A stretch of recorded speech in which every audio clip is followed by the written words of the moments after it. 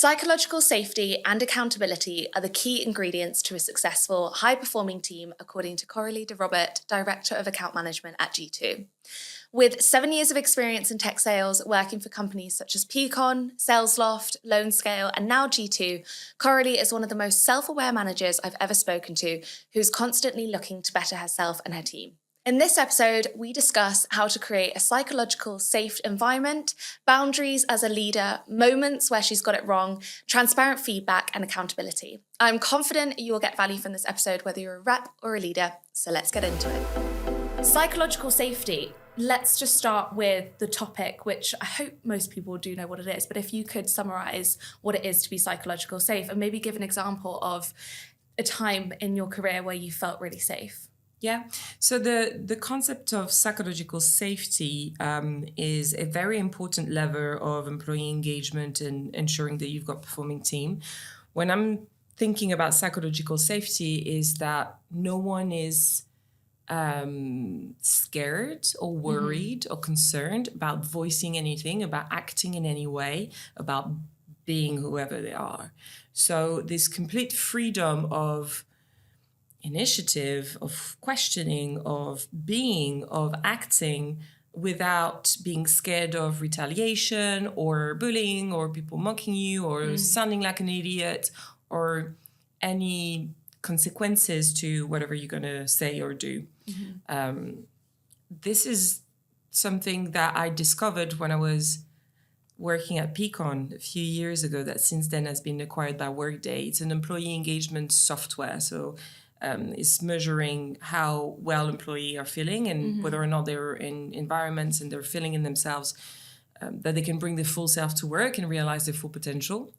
And there's different levels of engagement that we were measuring based on years of research into human psychology and work psychology. So there have been things that you will certainly all think about, such as environment, autonomy, how much you're being paid and things like this. But the psychological safety piece, for me, really struck an important chord because I did not feel psychologically. Thank you for choosing the hardest framing for an episode. And it's not my mother tongue, so sometimes I might trip.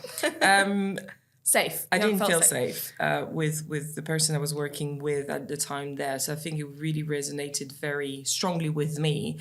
And this is a promise I made to myself that I would always try and foster environments in which everybody would feel that psychological safety very strongly. So now your question was an example of when I felt very safe. I've been very lucky to join companies and teams and leaders with which I felt very safe. And I can think of Ollie Sharp is really good at this.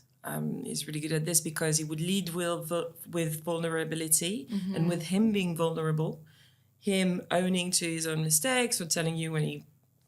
Can we swear on this? You can swear. Okay, when he fucked up. Because these would be the words they would use. And actually, the simple fact of swearing is sometimes showing people that you can act in a certain way. So if you're yourself vulnerable, people know they can be vulnerable. Yeah. If yourself are not scared of speaking up, then people feel this is okay to speak up. So he would very often lead team meetings or specific times with himself, sharing how he feels, bringing that vulnerability that would make us feel completely safe to be able to voice anything, to share our concerns, our ideas, especially when there were key changes. So yeah, that was really good. And I know Eliza Cheney is really, really good at this as well.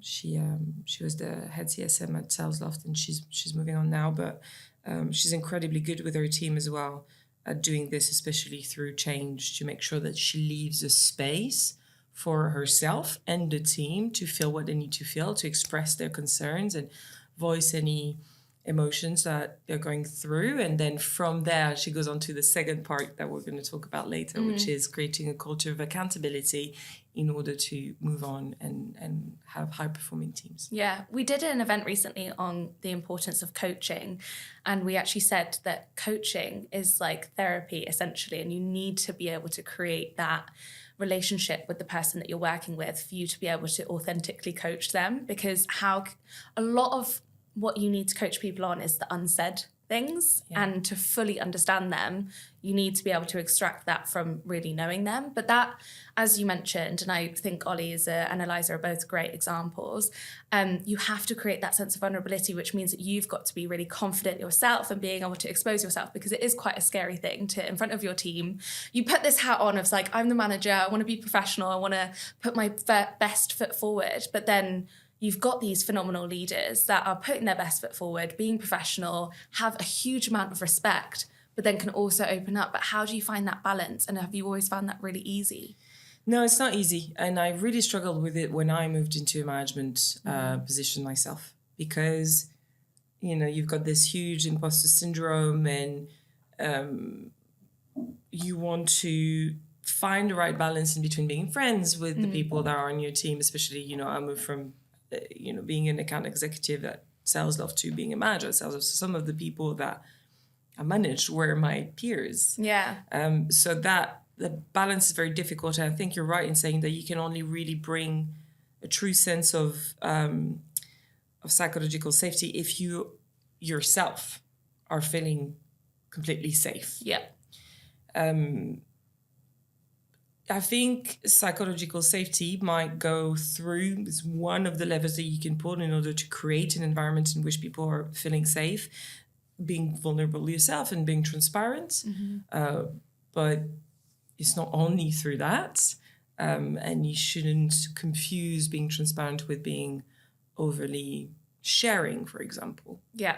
So it's always a difficult balance to strike, but I think as any leaders who are listening or that you've interviewed will know, there's a lot of balance. It's a big balancing act, being a leader, between pushing people, pulling them, asking for them to do things, waiting for them to do it themselves, coaching, waiting for them to realize what mistakes they've made. And, you know, there's this kind of fine line that you're always walking, because you are, you know, achieving some specific goals and have to set processes and drive change, but you always have to be very careful of the psychological and human side of things, because you can very quickly completely ruin any efforts that you're putting into your team if you're not taking care of them psychologically as well. Yeah, no, it's so true. And that balance that you mentioned of how much you share of yourself.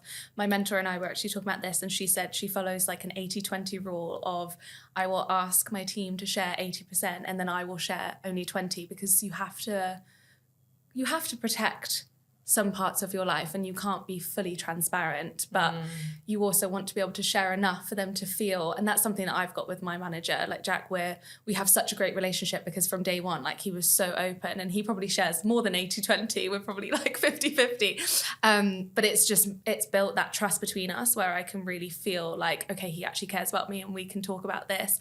But your point, which I think will resonate with so many people, of like how you transition from being an IC, working with your peers, to then managing them. Yeah. How did you manage that shift? Oh, terribly.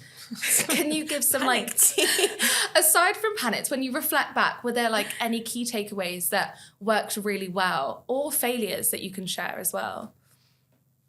Yeah, I mean, there's been many, mistakes and failures along the way. My husband often says jokes that I'm failing my way up the ladder, which is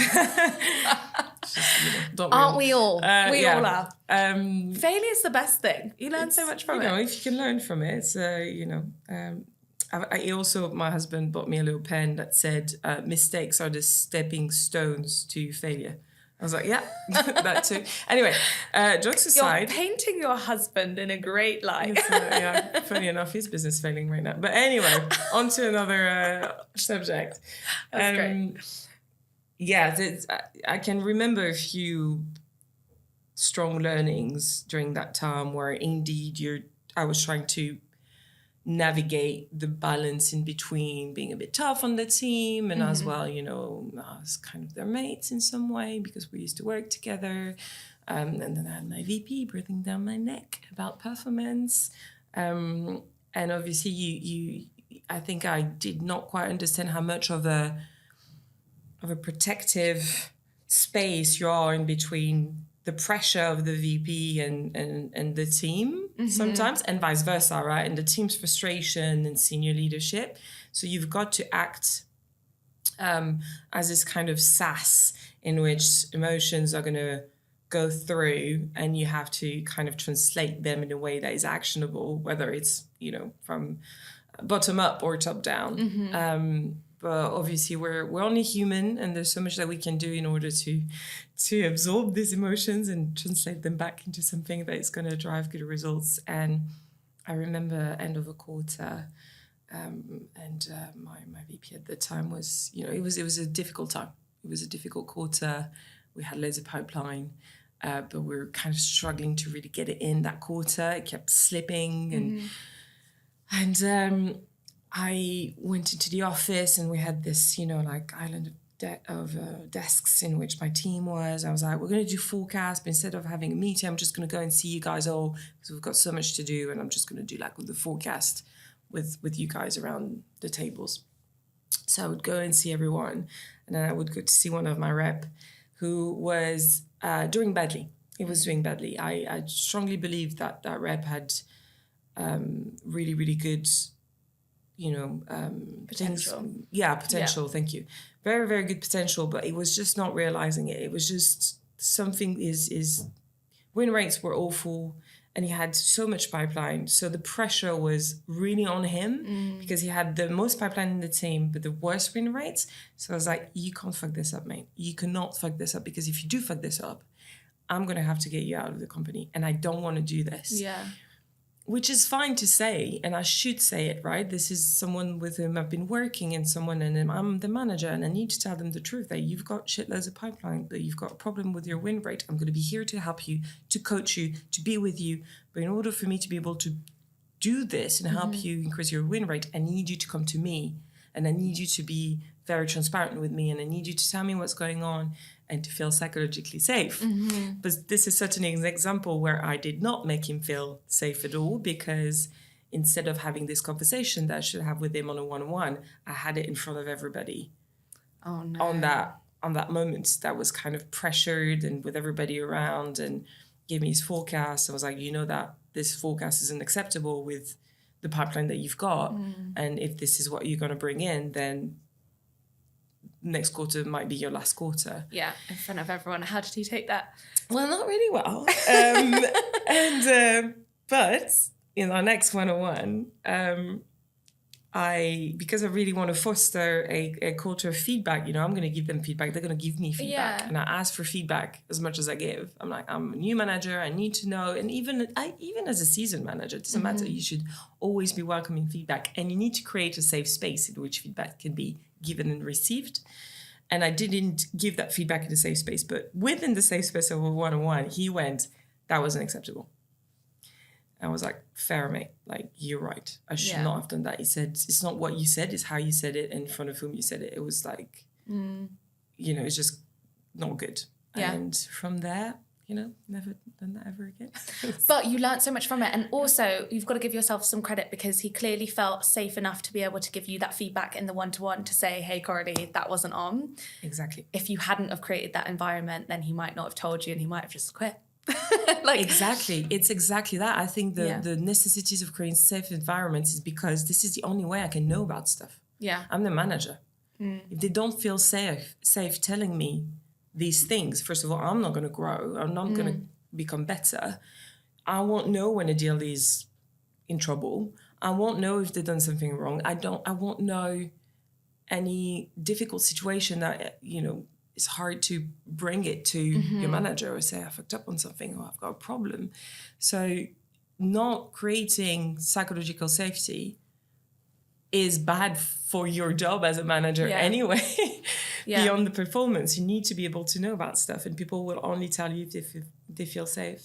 So now, can you share with us a time where you've not felt safe? Yes. I'll talk about one of the meetings I had after I got promoted to sales director at Salesloft. I was just coming back from maternity leave.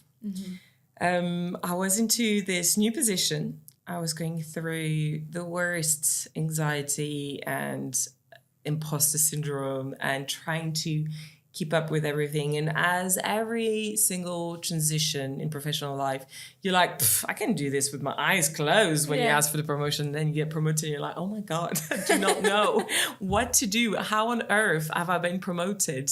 Obviously, I fooled them. I can't do the job, which is normal, by the way, if you're going through this. And I was very stressed and very anxious. And I had this new baby and this new role, and market was turning a bit, so it was getting a little bit harder. And then we had these leadership meetings on the Monday, and I went to the first one. I was kind of listening in. I was like, okay, I'm a little bit lost with what's going on there, but it's okay. And then the second one, and then it was about like, numbers, and it was a very different meeting than the ones I've ever been in, right? Like I was selling sales to salespeople, so I was used about talking about pipeline and conversion rates and things like this, and even CAC and LTVs and all of that jazz.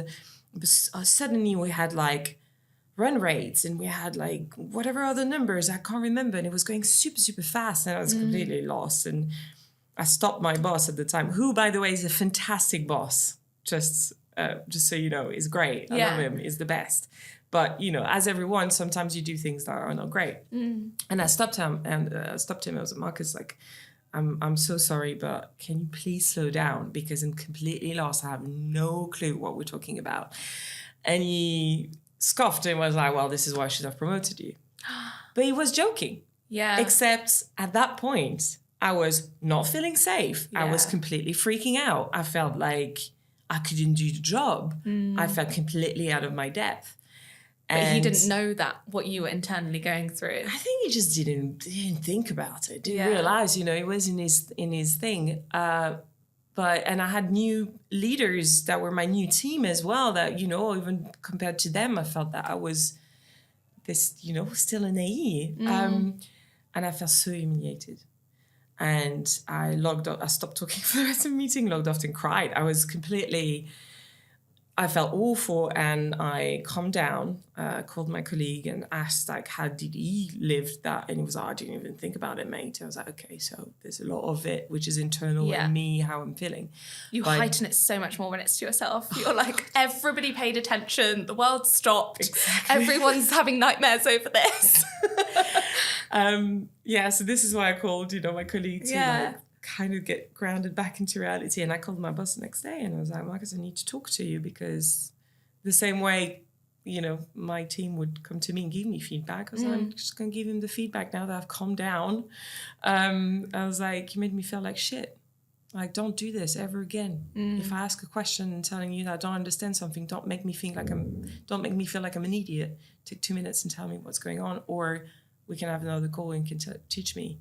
So he apologized, and we did have another call, and he gave me like a sales analytics 101 for sales leaders, and it was great. It turned into a fantastic opportunity for coaching and development. But, I had the relationship with him before that allowed us to go through that moment. But if I didn't, if he was a new leader and I couldn't tell if it was just a bad joke or something, then most likely I would just never, ever have asked a question ever again in a meeting.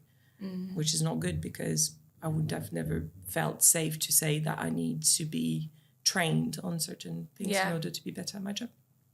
Thank you for sharing that example. And I think that's a true testament to you as a leader and like a person that's being managed, and him as a leader as well, that you can have that communication, because we're only human. People do mess up and they say things, and you reflect back and you think, actually, I didn't think it was taken in that way, but my dad always used to say, it's not how you say it, it's how it was perceived. Yeah. So that feedback two-way is so important. So thank you for sharing. Everyone listening to this, I'm sure, will have experienced at some point in their career politics internally within their team. And it's a really difficult thing to navigate, where you have drama spewing in the team, things are going on. But as a manager, you might be a bit separated and not necessarily know about what's happening within the team. I'm under the mindset of sometimes, yes, it does need to be escalated to the manager and the manager needs to come in, but actually a lot of those internal politics, you should create that environment, and culture is what happens when the leader's not in the room, of people being able to, similar to what you said, like have the feedback, honest and open, and say to people, hey, that's not on, like, let's nip this in the bud without having to escalate it. Yeah. But it's a really difficult thing to navigate, because obviously some people might go, oh, I just want to run to Coralie and almost be like, Mom, help us, this is going on. There's problems in the team. Others might want to deal with it themselves. What's your view on this, and how do you inspire a culture with your team where it's like we're all in this together to help each other, and actually you can step up and own this yourself? Yeah, it's a good point. I think that the same way you would create this psychological safety with your, on one-on-ones like we just discussed, you have to do the same thing within teams. And it could be, again, showing how it's done, or giving space for people to talk about difficult things in a safe environment, and then let them do the rest. So there's an element of, them taking on board and just bringing to life this psychological safety as well, this idea of sharing and listening and responding well to it. I do believe that a lot comes from, as well, having friends at work, and building relationship. We can think about the radical candor method from King Scott. And what she's saying is that, for the ones who haven't read it or don't know what I'm talking about, just Google it, it's great. But basically she says that you should be, in order to give and receive feedback the best possible way, you should be within a radically candid mechanism. And you can... The quadrants of the Renius empathy, yeah. Yes, obnoxious aggression and... I literally just read it and I can't remember either.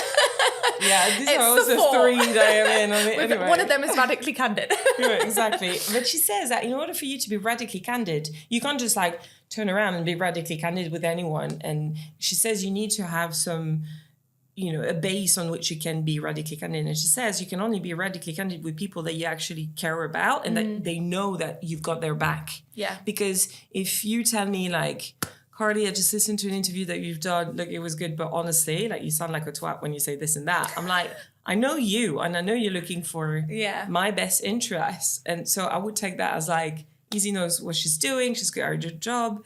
She knows me and she cares about me, and she's just telling me that. So next time I do an interview, I sound... And it's in your best interest, not to hurt your feelings, yeah. Exactly. We'll have a chat after this. I'll give you feedback. Can't wait. But there's something similar with this idea of, it's because, again, I think to be radically candid, you have to feel safe. So it's similar concepts, really. So I think if you create an environment if you build your team, like generally just team buildings, how we say like team first. At Salesloft, we had a team over self value that was really embodied. And if people know that they're here to work with each other, to have each other's back, then I think the rest will follow suit. Yeah, great advice. And with that, working as a team, you need to be accountable. And this is the other thing that you're really passionate about building. You recently did a white paper with UHubs, and you said in the current market, underperformance is less tolerated. So I know that you have really honed in on the importance of creating a culture of accountability. Why do you think being accountable is so important to drive high performance?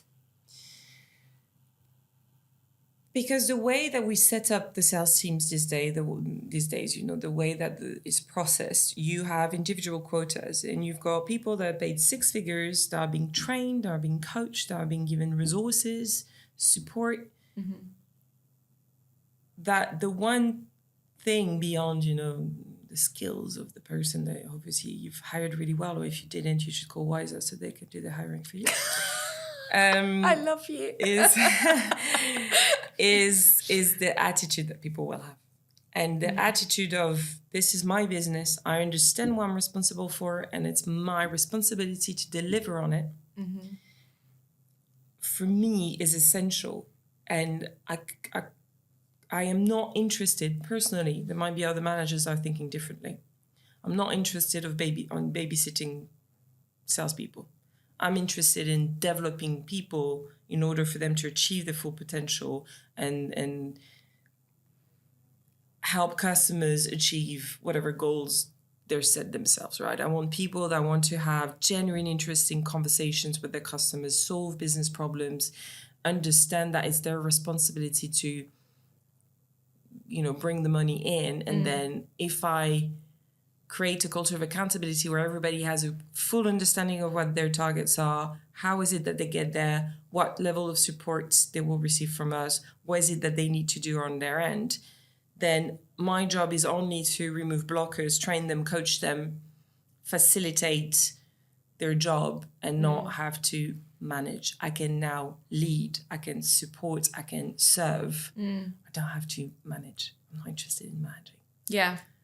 There's a really great analogy that my boss Jack actually taught me, and I will keep saying it until the end of time because it was brilliant, and I'm going to absolutely butcher it. But it was something around, as a manager, you shouldn't think of everybody's problems as monkeys.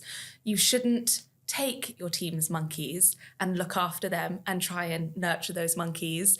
You should give their monkeys back to the team and tell them how to look after the monkeys themselves. And I think that is like such a great example of being a good leader, is that you're not doing the work for your team. You're providing them with the tools and the guidance of how to perform well. But with that, they need to be accountable for the work that they're going to be putting in as well. And the work that they like is responsible to themselves. Otherwise, you are doing too many jobs and it's impossible. And also that's why I know you're a huge advocate for hiring women in tech sales and the diversity of thought. Let them bring their opinions to the table and let them also teach you things that maybe you hadn't thought of before. 100%. And again, we're back to this idea of, it's proven that psychological safety is something that gets companies and teams to be more performant, because you will have more initiatives, you'll have more ideas, you'll have more brainstorm that is actually going to bear fruits, because people are not worried about asking questions, about speaking up, about coming up with ideas, because they're like, oh, if my idea is shit, then people are just going to tell me this is a shit idea. Next, move on. And it's fine. I won't feel like an idiot.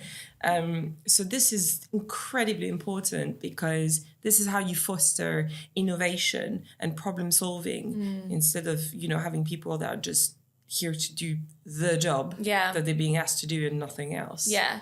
I went to an event recently and it was talking about, if things aren't working, that is the definition of insanity.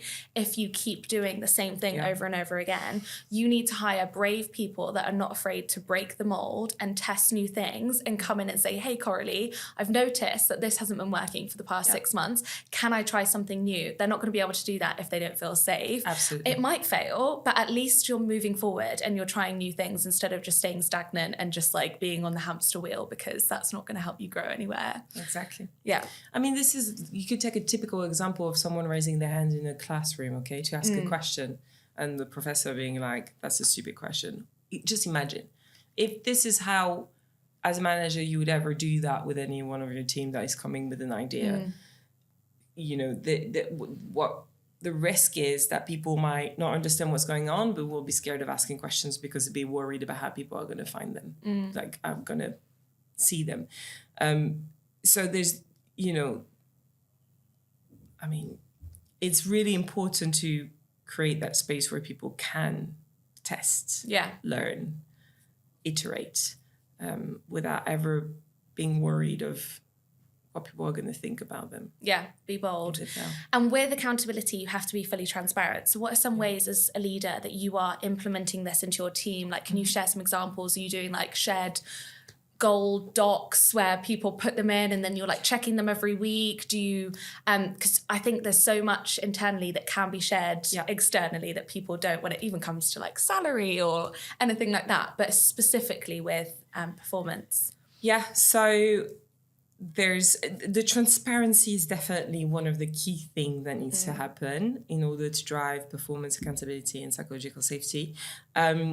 There's some very easy things that you can do. First of all, having complete transparency on the numbers that need to be done, the ways to get to there, the sharing as well as a company and as a leader, global performance indicators, super important. Hey team, we looked at the deals that we closed in the past 9 months. We have discovered that 75% of them had 3 or more people involved. Therefore, we're going to ask you going forward that you multi-thread within your deals from day one if the deal is over a certain amount of money. For example, that's just like very simply taking the time to explaining why we're doing anything with the team. Super important. I've seen so many businesses just implementing stuff and not taking the time to explain how did we get there and why is it going to be good for you.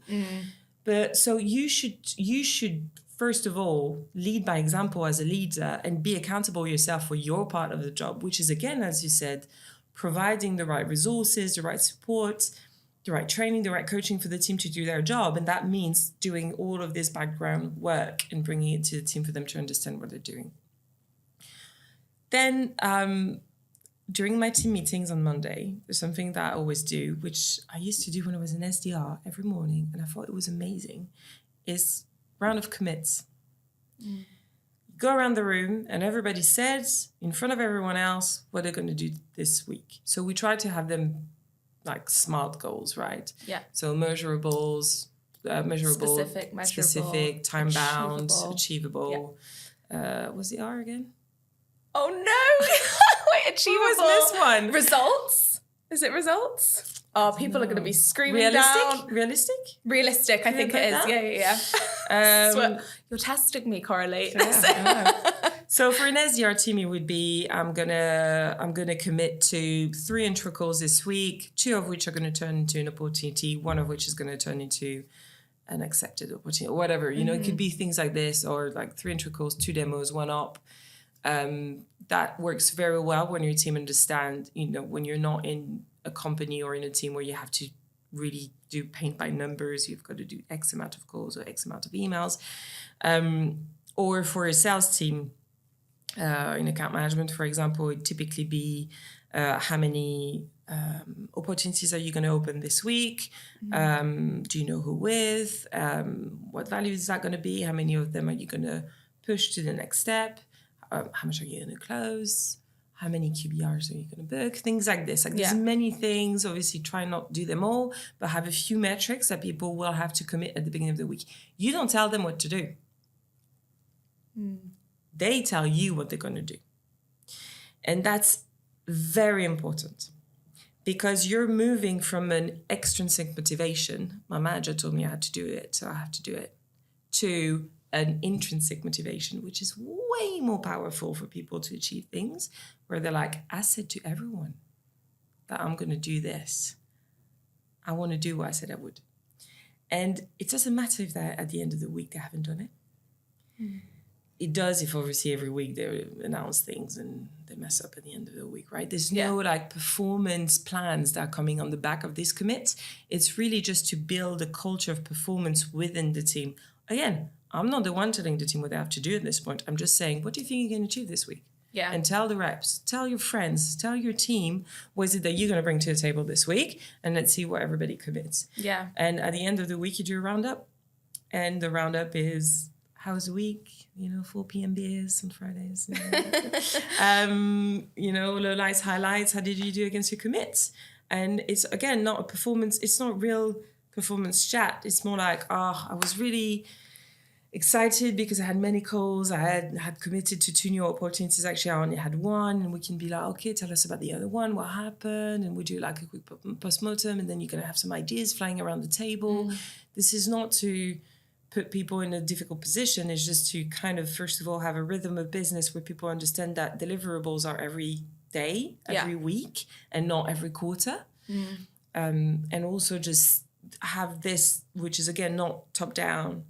It's really like the team themselves setting the bar of their own expectations. And that works really well. Yeah. And then also if you bring in your own commits, then you're getting involved and it's not like you're too good for it. I try to avoid it as much as possible so no one keeps me accountable for it. I'm going to ask you what your commit is at the end of this. The last point that I wanted to ask you before we wrap up, this has been so interesting, as you mentioned before around like hiring, and this really feeds into everything that you run as a business when you're leading a go-to-market function. This needs to be something that you can pinpoint when you are hiring people is, are they going to be somebody that is accountable? Can you just give us 1 or 2 questions that you would ask in the interview process to really unpick whether that person is going to embody this? Yes. I very much look for this in interview. I look for them to be self-aware and vulnerable and coachable. And as you said, accountable. But I think that goes usually together. So the self-awareness is the first thing that I'm looking for. Can they or can they not identify their strengths and their weaknesses? So what is it you're really good at? I always start there, I want to make them feel good. I want to know what they're good at as well. I'm building a team. I need people that are good at different things. So tell me why you're really good. Give me an example of when you use that. Tell me about a deal that when you had this magic touch that made you win the deal and not someone else. And then tell me what you're not good at. Tell me the one thing that it's just not your forte. And that sounds like really basic questions, but it doesn't really matter what they say. It matters how they say it. It matters whether or not they're trying to bullshit me. Someone's trying to bullshit me at this point is usually out of the process. Because I would always start with sharing a little bit about myself, showing, trying to make them feel comfortable. I know this is daunting. It's an interview, but you're going to interview me as much as I'm interviewing you. Try and be as transparent as possible because I'm genuinely trying to figure out whether or not I would be a good manager for you as much as, looking at whether or not you'd be a good person within this company. So, and people are trying to bullshit me on this. First of all, you see it immediately. Oh, I'm too precise. Oh, too thorough. It's when people try to make a positive negative. You're like, come on. I'm always on time. It's so I'm a perfectionist. Yeah, exactly. It's really bad. It's quite crippling. I'm always early in meetings. All right. I quite like when people are like, I'm shit at negotiating. I can't negotiate for shit. Like, I'm being called Mr. Big Discount in my company. I don't know. But okay, do you know what? We can work with this. Yeah. I can first of all, I can work with this because I can work with someone who's self-aware, who's vulnerable, is going to tell me I'm bad at this, and it feels comfortable already telling me that because I'm like, okay, cool, well, now we know. Yeah. I can teach you negotiating. We can teach each other negotiating. We can role play. We can read books. We can try. There's so many things we can do. That's fine. If anything makes me feel like I can have an impact on that person. Yeah. What would you say is your one thing that you're shit at now after all these years? I'm not I'm not concise. I talk way too much, and I think I lack sharpness in my ability to deliver information effectively. Do you know what? Something I've been working on so hard, value per word, because it's so powerful. I am the person that will say something and then I will explain it 5 different ways. Yeah. And then, when you're talking and you're like, stop. Your head is literally going, stop. You've said it. You've answered. I bore myself. I honestly, I'm like speaking. I'm like, oh my God. Oh, well, boring. Coralie, you haven't bored us today. You have been incredible and very precise. And I've certainly learned a lot from this conversation. I'm sure everybody listening has as well. But as we wrap up on Sales Unfiltered, one question I ask every guest, which is, what is one challenge that you faced in your career or personal life that's really shaped you to where you are today? My first job as an SDR, I worked with many people and many A's, and one of the A's I worked with was very difficult to work with, and it was incredibly emotional, and I wanted to give up many times, and he taught me a lot, first about myself, about how I deal with difficult situations, how much more resilient I am than I thought I was. And he taught me a lot about the basic psychology at work. And I think I have learned from that bad experience. The things that I would never do. I have promised myself after this that I will never, ever treat anyone the way I was treated then. So it was very challenging. It was really hard. And it's still sometimes, I'm slightly traumatized. But that trauma, for anyone who's going to be working with me as a manager, helped me be hopefully the good manager that I am today. Oh, it has. Thank you for sharing. That's difficult. And I know every dark place has a light and there's always something that great comes out of it. And it's really truly built you to be resilient and the great manager that you are today. I've never worked for you or with you, but I've heard great things. Not yet. You're going to hire me. I mean, I don't know. Tell me what you're good at and what you're bad at. How long do we have? Anyway, well, we're going to end things there because we don't have long enough to say all the things I'm bad at. But Coralie, thank you so much for coming on Sales Unfiltered. I've really enjoyed it. And make sure if you're not connected with Coralie already, do connect with her on LinkedIn as you post some brilliant content over there. Thank you so much, Izzy. It was great to be here. Thank you.